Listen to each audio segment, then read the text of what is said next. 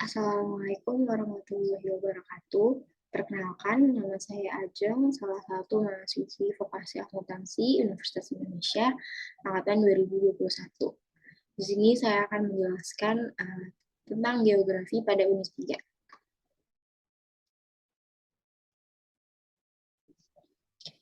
yaitu tentang laut sebagai sumber pangan pada masa depan. Dimulai dari pengertian dari laut.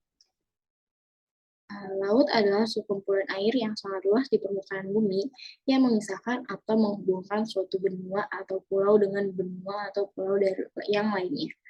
Laut yang sangat besar disebut dengan samudra. Sekitar 71 permukaan bumi kita berupa lautan, di mana artinya hidup kita sangat bergantung pada lautan dan keadaannya. Samudra besar yang memisahkan benua-benua di muka bumi ini ada 4, yaitu Samudra Pasifik, Atlantik, Hindia, dan Arktik. Negara Indonesia merupakan negara kepulauan, di mana yang artinya negara Indonesia ini dikelilingi oleh lautan. Laut mengelilingi dan memisahkan pulau-pulau. Tentunya banyak sekali peluang yang dapat kita manfaatkan untuk dijadikan sumber bahan pangan. Laut juga memiliki sumber daya alam yang melimpah yang sampai saat ini belum dapat dimanfaatkan secara maksimal.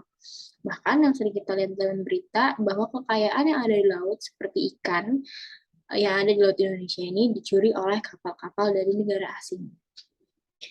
Indonesia merupakan negara kepulauan terbesar di dunia dengan jumlah penduduk yang sangat besar juga tentunya, lebih dari 255 juta jiwa.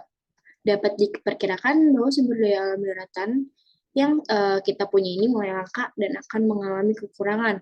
Sementara pertanian di Indonesia yang dijadikan oleh struktur pertanian petani kecil dapat dipastikan pada mendatang bangsa kita akan kekurangan bahan pangan seiring dengan bertambahnya jumlah penduduk.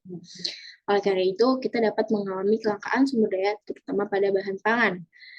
Melihat dari fakta tersebut, akan sangat tepat bahwa kita mulai mengelola laut baik dengan pemanfaatan maupun menjaga keamanannya.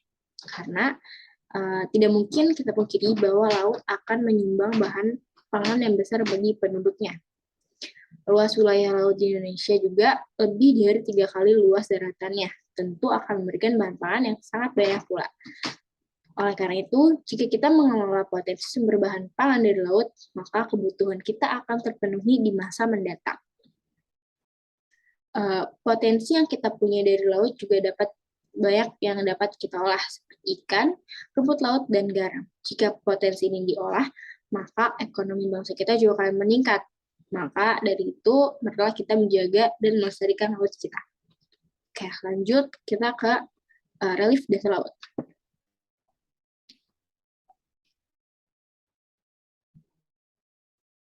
Relief dasar laut ini terbagi menjadi 4, yaitu paparan benua, basin, punggul laut, dan palu. Apa sih artinya? Oke, lanjut. Paparan benua atau continental shelf ini adalah dasar laut dangkal yang merupakan bagian dari benua yang tergenang air laut. Contoh dari paparan benua itu yang ini. Contohnya adalah dangkalan Sahlo, merupakan bagian dari benua Australia yang terletak antara benua Australia dan Pulau Papua atau Irian. Lalu yang kedua contohnya adalah dangkalan Sunda. Dangkalan Sunda ini bagian dari benua Asia yang terletak antara Kalimantan, Jawa, dan Sumatera. Yang kedua, punggul laut. Nih, gambar punggul lautnya ini. Punggul laut disebut juga gigi laut, yang merupakan bentukan pada dasar laut yang menonjol atau naik dan memanjang, yang kanan kirinya ini merupakan laut yang dalam. Contohnya, punggungan Atlantik Utara yang memanjang dari Kepulauan Azora sampai ke Simpau. Yang kedua, punggung Atlantik Selatan yang memanjang dari sebelah utara Ascension sampai Pulau Beaufort. Yang ketiga ada Pulau Lautan Indonesia yang terdapat di selatan Pulau Jawa yang memanjang ke arah timur sampai Nusa Tenggara Timur. Yang ketiga ada palung laut. Palung laut merupakan jurang pada dasar laut yang sangat dalam, memanjang, dan terjal. Palung laut disebut juga trough.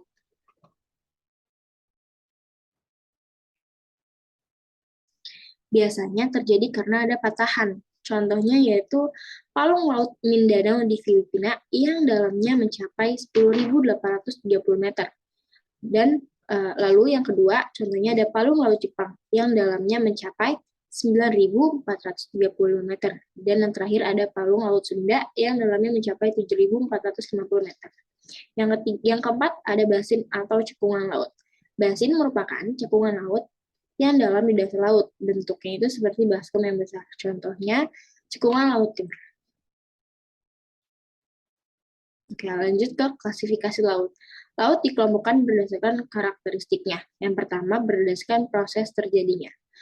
Berdasarkan proses terjadinya, laut dibedakan atas 3 macam, yaitu ada transgresi, ingresi, dan regresi.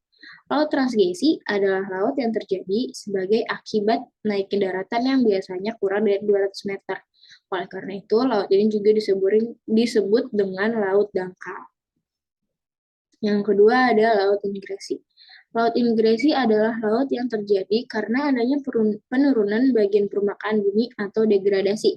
Kedalaman dari laut ingresi ini biasanya lebih dari 100 meter sehingga disebut atau dikenal juga sebagai laut dalam. Yang ketiga ada laut regresi, yang artinya adalah laut yang terjadi sebagai akibat dari proses pengendapan lumpur sungai atau sedimen fluvial. Klasifikasi laut yang kedua berdasarkan letaknya. Berdasarkan letaknya, laut juga dapat dibedakan menjadi 3, yaitu ada laut tepi, laut tengah, dan laut pedalaman. Laut tepi yaitu laut yang terletak di tepian benua yang seolah-olah terpisah dari lautan oleh deretan pulau-pulau dan semenanjung. Contohnya ada Laut Cina Selatan, Laut Jepang, dan Laut Bering. Yang kedua, laut tengah. Laut tengah adalah laut yang terletak di antara benua-benua, biasanya merupakan wilayah laut yang dalam. Contohnya yaitu Laut Mediteran, yang terletak di antara benua Eropa, Asia, dan Afrika. Yang ketiga, laut pedalaman. Laut pedalaman adalah laut yang terletak di tengah-tengah benua atau hampir seluruhnya dikelilingi daratan. Contohnya, ada Laut Kaspia, Laut Baltik, Laut Mati, dan Laut Hitam.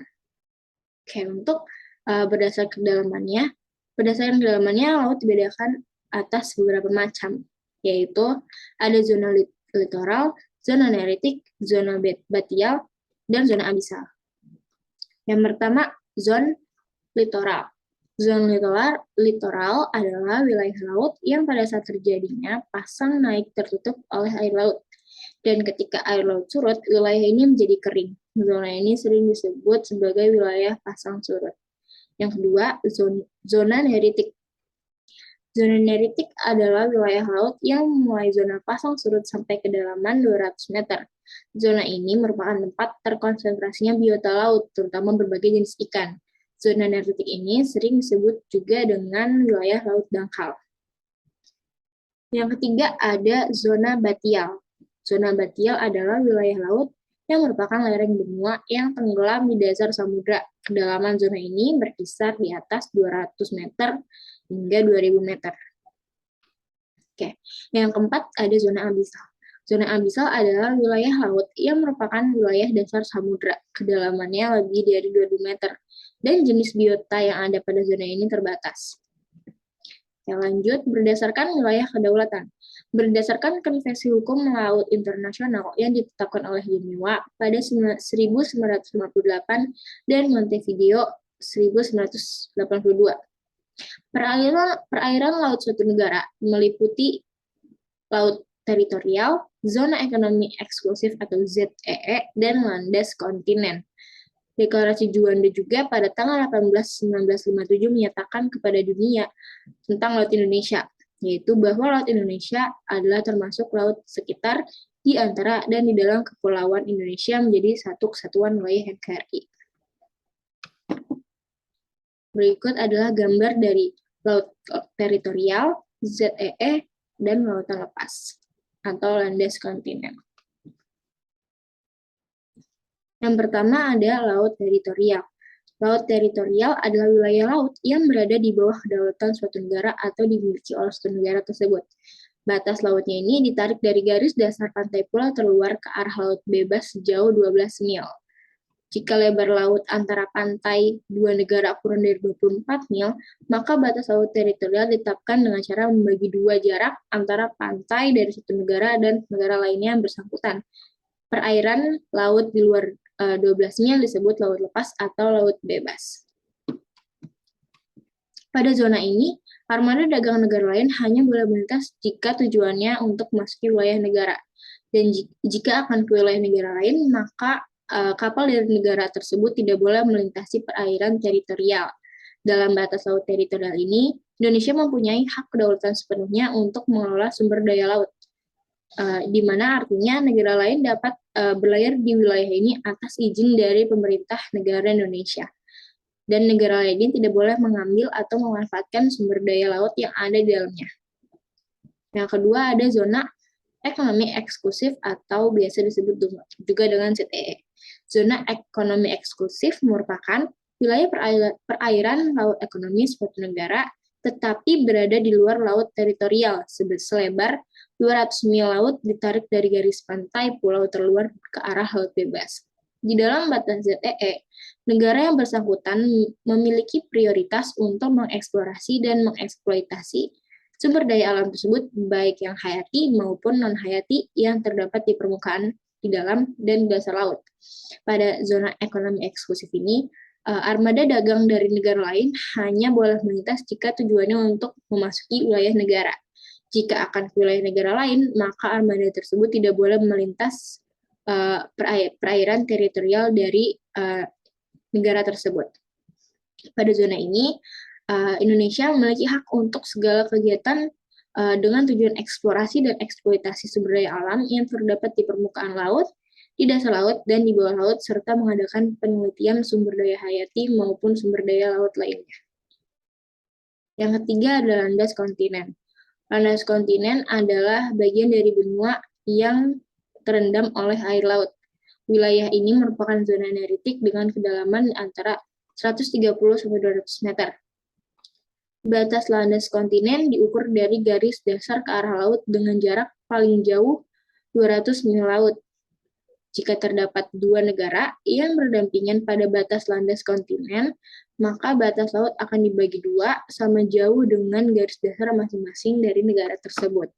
Pada landas kontinen, suatu negara memiliki hak dan wewenang untuk memanfaatkan sumber daya alam yang terkandung di dalamnya, seperti contohnya ikan dan barang tambang. Selain zona teritorial, zona ekonomi eksklusif dan landas kontinen, wilayah yang berbatasan langsung dengan laut lepas, yaitu laut dengan jarak lebih dari 200 mil, dan tujuan untuk mengeksploitasi sumber daya yang terdapat pada zona tersebut diatur oleh Badan Otoritas Laut Internasional. Yang ketiga ada gerakan air laut. Gerakan air laut adalah gerakan yang berupa gelombang laut dan ada pula berupa arus laut. Di mana letak perbedaan kedua bentuk dari gerakan air laut ini? Oke, untuk perbedaannya pertama dari gelombang laut. Gelombang laut adalah pengertiannya alunan permukaan air yang ditimbulkan oleh angin. Contohnya, misalnya gelombang yang terjadi pada pergeseran antara air dan pasir, angin dan pasir, dan angin dan air. Hembusan angin sepoi-sepoi pun dapat menimbulkan riak gelombang, dan bila terjadi angin badai dapat menimbulkan gelombang yang besar. Demikian juga bila terjadi gempa di dasar laut yang akan menimbulkan gelombang. Bila gempanya hebat dan besar, maka akan menimbulkan gelombang yang dinamakan atau disebut sebagai tsunami. Seperti yang terjadi pada tahun 2004 di Aceh dan 2006 di Pangandaran di Jawa Barat.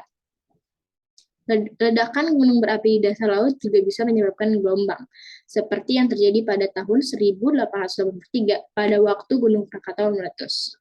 Sekian dari saya, kurang lebihnya mohon maaf. Wassalamualaikum warahmatullahi wabarakatuh.